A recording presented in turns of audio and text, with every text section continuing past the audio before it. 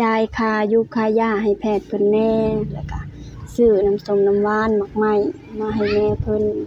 อืมแต่ตอนนี้ก็ยังเหลือเท่าใดแน่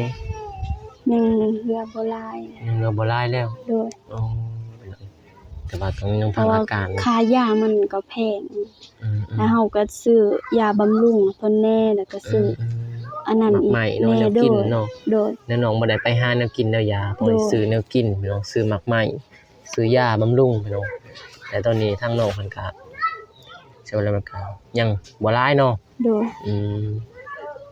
ยังบ่หลายก็ถ้ามันซอยยุกสดยาแล้วก็บางทีก็น้องไปหาเงินนะโดย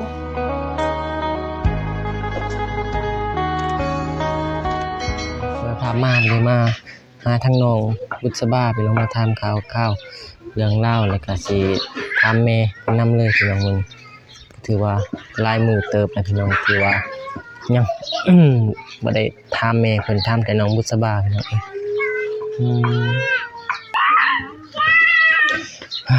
ยังว่าน้องเพิ่นอยู่เฮือนบ่มื้อนี้หรือว่าไปทางใดเดี๋ยวไปหาน้องเพิ่นก่อนอื่นก็กราบทักทายสบายดีเด้อพ่อแม่พี่น้องเบิดสุขสู่คนพี่น้องว่าจะเป็นภายในหรือว่าต่างประเทศก็กราบสบายดีพี่น้องเข้าสู่ช่องเข้าใส่ชาแนลคือเก่าคือเดิมเด้อพี่น้องเด้อก็ขอบใจ FC เบิดสุขสู่คนพี่น้องที่กำลังใจให้เราได้ถ่ายคลิปพี่น้องโอเคพี่น้องไปเราใส่ก็ได้ซื้อของกินมาพี่น้องซื้ออบไก่พี่น้องอบไก่กับก้อยไก่มาน้องเพิ่นกินข้าวแล้วบ่เดี๋ยวไปหาน้องเพิ่นกับแม่ว่าเฮ็ดหยังเนาะอย่างเฮ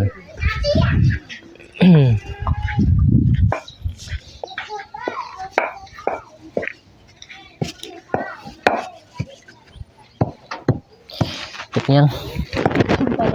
ทำปลาแดกสบายดีเด้อสบายดีเด้อแม่เป็นจังไดอาการ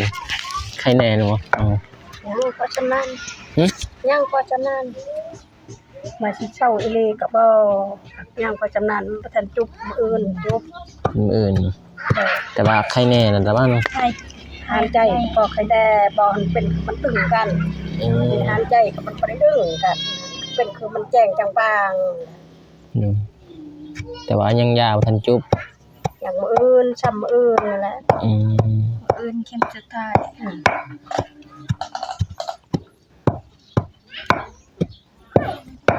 เป็นบ่ตำปลาแดกบ่ให้แม่มาบ่แม่เพิ่นตำบ่ได้พี่น้องตำบ่ได้เจ็บมือกินแล้วข้าวน้ำยังโดยดีแล้วซื้อก้อยมากินไปเอาก้อยก่อนไปน้องอย่าเอาก้อยไปให้น้องบุษบาเพิ่นกินข้าวอยู่เทิงเพื่อนแต่ว่าปลาดำปลาแดกไก่สิแล้วพี่น้องมาหาน้องเพิ่นคือเก่าพี่น้องมันคู่มือแหละเข้ามา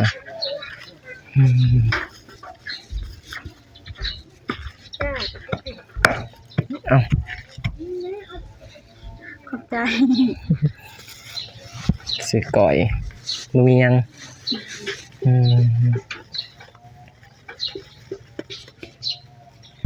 พี่น้อง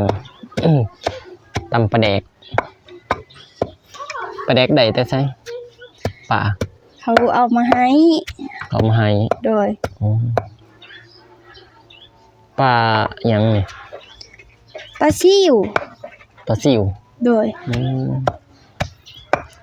ตำปลาแดกหยังปลาแดกเหนียวบ่ปลาแดกเหนียว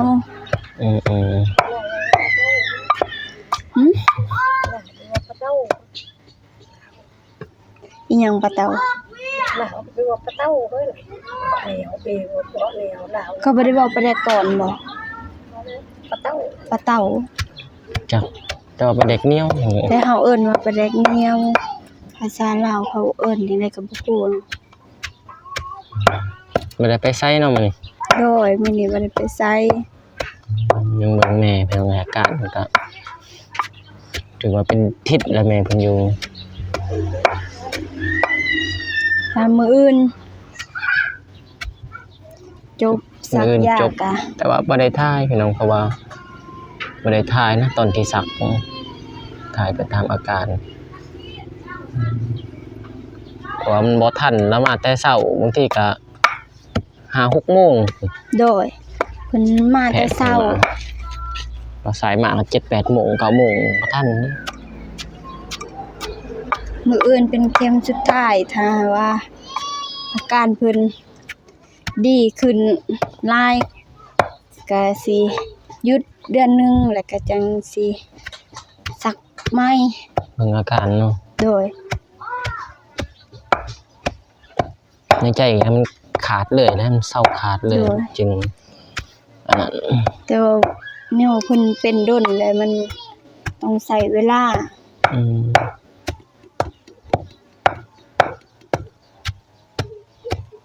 ด้นได้หนอต่ำเพื่อสิแล้วนี่ ดน เพื่อมันสิ เพื่อสิหมุน สิเหนียวอีก โดย ใส่ยังแน่เนี่ยครับ แล้ว ใส่เหล้า โอ้ เกลือก็ใส่บ่ ใช่ อันนั้นเด้อีหยังตัวหำอ่อนหันใส่บ่ อ่อนหันตัวในกระปุกสนานใส่แต่ตนานกับอิ่มตำปนใส่กันเลย อ๋อ ส่วนผสมก็บ่หลาย ปลาแดกนี่ ปลาเด็กแนวนี้น้องนี่เอาไปจีกินกับข้าวเด้บายกับข้าวกิน อืมตอนที่บ่มีแนวกินเหรอ โดย อืม แล้วบางทีมีมักพริกอ่อนกะจีกับผักอีคู่กินกับปลาแดกเหนียวกับข้าว อืม ก็อิ่ม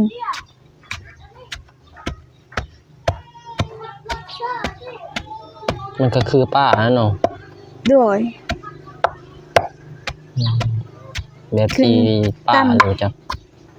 ตามผู้มักผู้บ่มักก็บ่แม่น อืม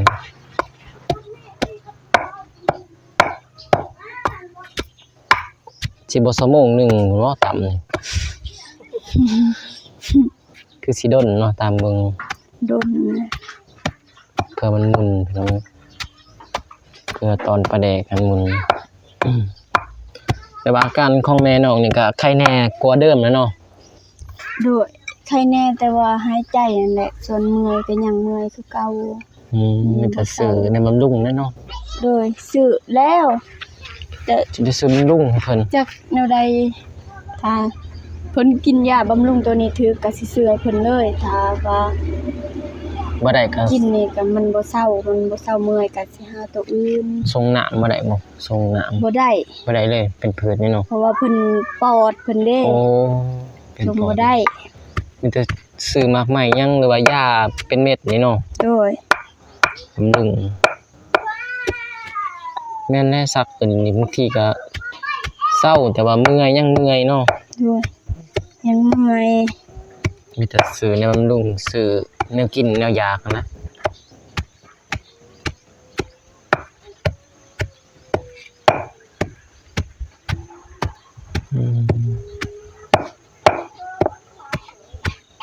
น้องเขาบ่ได้ไปหารับจ้างรับบ่ายเลยวะ บ่ได้ไป เงินก็บ่อยู่แล้วเนาะวันนี้ ยังบ่ได้ไปรับจ้างพี่น้องสิซื้ออันนี้ให้แม่กินบำรุงก็บ่มีแล้วน้องๆเนาะ โดย ถ้ารอเบิ่งพังอาการเบิ่งถ้าเป็นไข้แน่ก็น้องครับไปรับจ้าง มื้ออื่นมื้อสุดท้ายถ้าเพิ่นดีก็ได้ไป ไปหารับจ้างรับบายพอได้ซื้อน้ำส้มน้ำหวานนะนี่น้องก็ได้ซื้ออยู่ว่าน้ำส้มน้ำหวานนี่เพิ่น ซื้อหมากใหม่หยังก็ซื้อเพิ่นกิน ต้องถามเพิ่นเบิ่งว่าอยากหยังแหน่ เพิ่นบ่ฮู้ คุณผู้สิกิน แบบคิดอยากนะคิดที่อยาก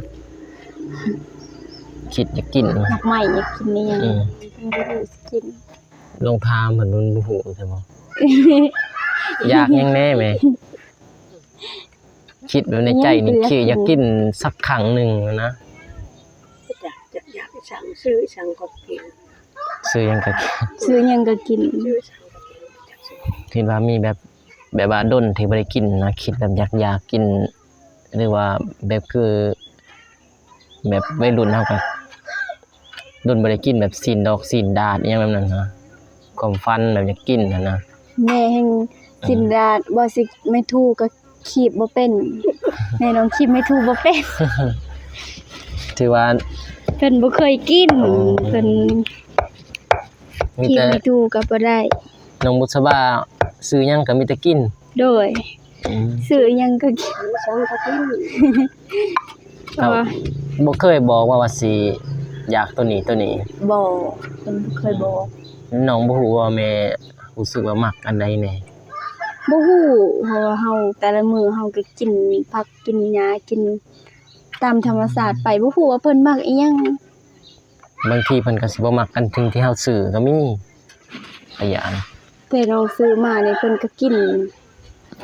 ยันมักแบบสุปพอกสุปผักบ่ ผักธรรมศาสตร์ ธรรมศาสตร์ยากสุด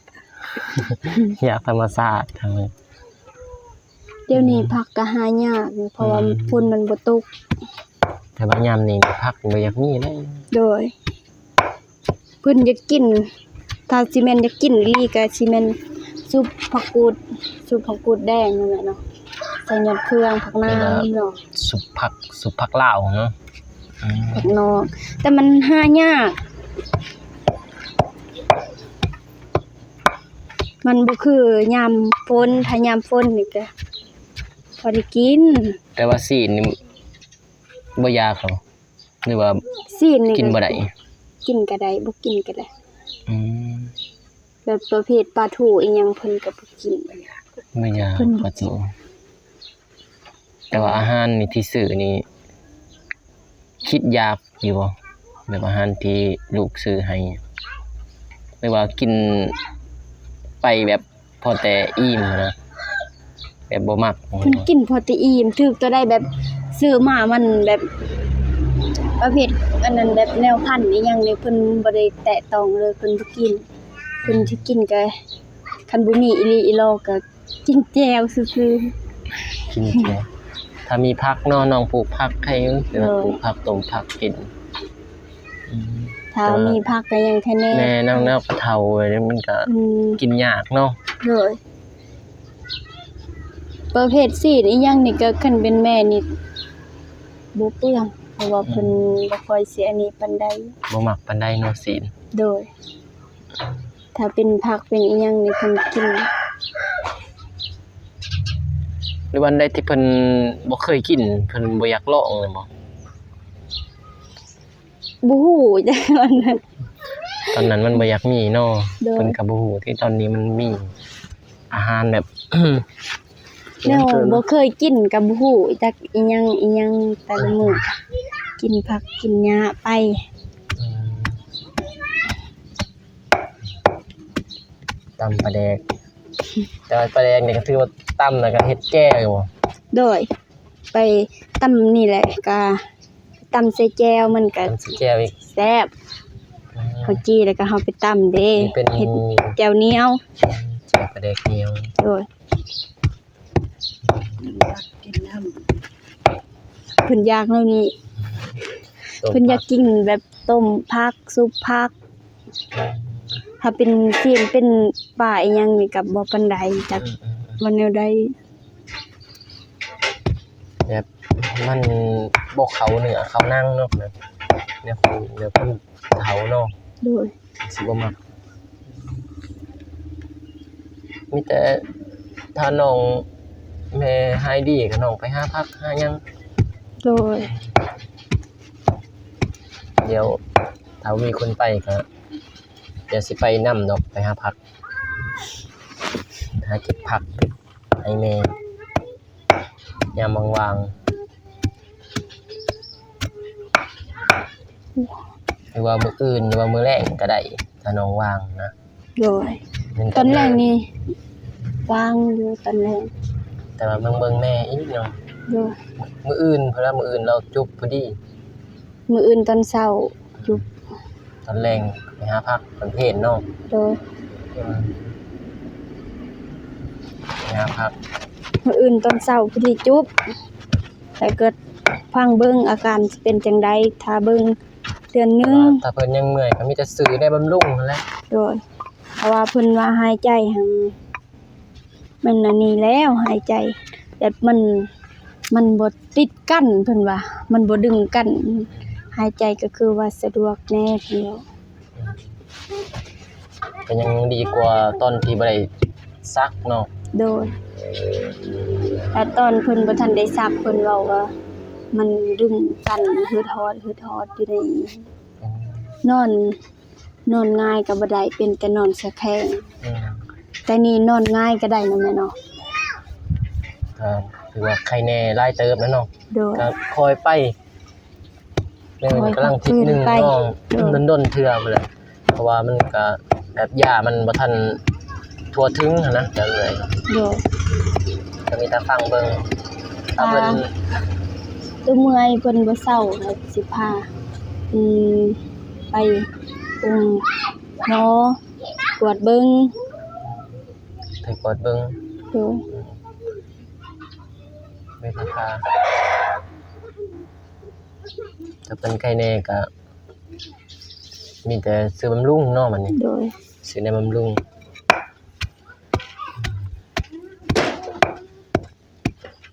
ตำปลาแดกเนี่ยแต่ว่าน้องเพิ่นบ่เป็นให้แม่นั่ง นั่งบอก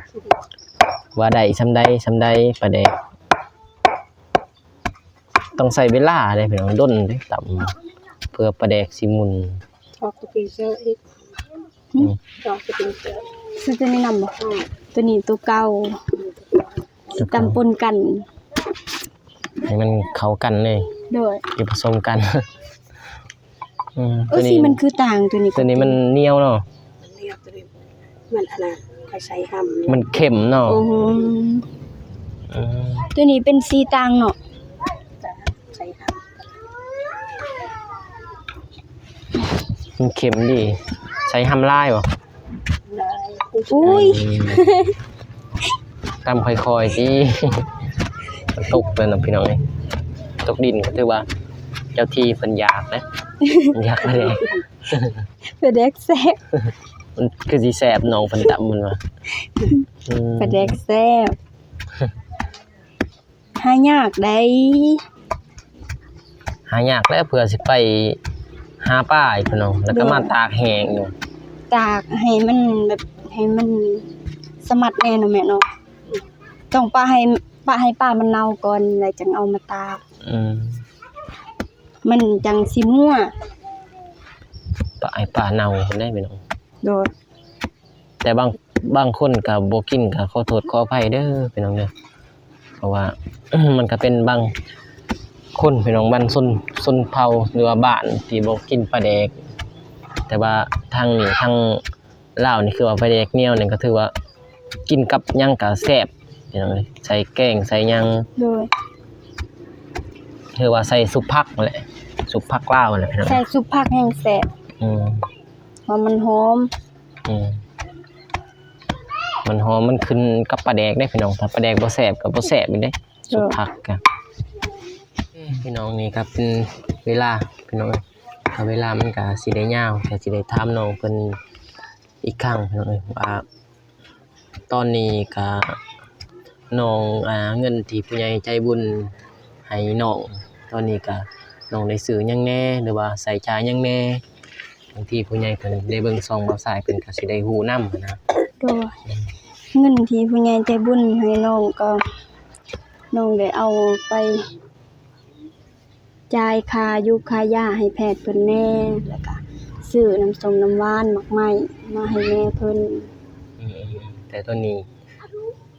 ก็ยังเหลือเท่าใดแน่ ยังเหลือบ่หลาย ยังเหลือบ่หลายแล้ว โดย อ๋อแต่ว่าต้องยัง เพ ฟัง ราะว่า อาการ ค่ายามันก็แพง อืม แล้วเฮาก็ซื้อยาบำรุงเพิ่นแน่แล้วก็ซื้ออันนั้นอีก ใหม่เนาะแนว โด กิน ย เนาะ โดย แล้วน้องบ่ได้ไปหาแนวกินแนวยาต้อง โดย ซื้อแนวกินพี่น้องซื้อหมักใหม่ซื้อยาบำรุงพี่น้องแต่ตอนนี้ทางน้องเพิ่นก็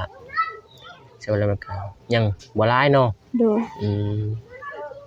ยังบ่หลายก็ถ้ามันเซายุกสักยาแล้วก็บางทีก็น้องไปหาเงินนั่นแหละ โดย อืมมีแต่จังซั่นนะเด้อ โดย มาใส่ก็สิเข้ามาเยี่ยมมายามอีกครั้งแต่มื้อนี้ก็ได้เข้ามาบางทีก็สิได้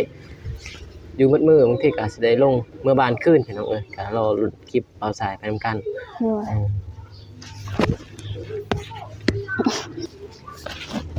ก่อนอื่นหมดน้องก็ขอขอบคุณขอบใจไอ้บ่าวชายเด้อที่เขามาหาน้องแล้วก็ขอขอบคุณขอบใจพ่อผู้ใหญ่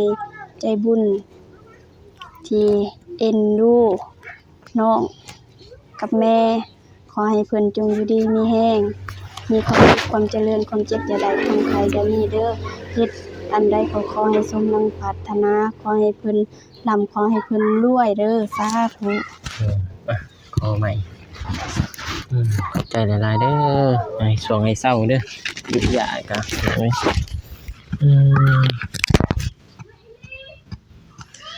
โอเคพี่น้องทางเบาสายก็สิได้บางทีก็สิได้อยู่นี่บางทีพี่น้องบางทีก็สิออกเดินทางไปอัปเดตหรือว่าบ้านน้องหน่อยน้องไม้อีกบางครั้งพี่น้องเอ้ยก็ไอ้ต้นสงสารพี่น้องตอนนี้ก็ทางงบน้องก็ยังเหลือบ่หลายแล้วพี่น้องเอ้ยก่อนอื่นก็ขอบใจเด้อพ่อแม่ FC เบิดทุกคนพี่น้องเพราะว่าจะเป็นผู้ใหญ่ใจบุญทุกท่านก็ขอให้เพิ่นมีแต่ความสุขความเจริญพี่น้องปรารถนาสิ่งใดก็ขอให้ได้สิ่งนั้นให้ได้ดังปรารถนาความเจ็บสิได้ความไข้อย่าสุมีพี่น้องให้ร่ำให้รวยเฮงๆปังๆยิ่งขึ้นไปเด้อพ่อแม่พี่น้องเบิดสุขคนพี่น้อง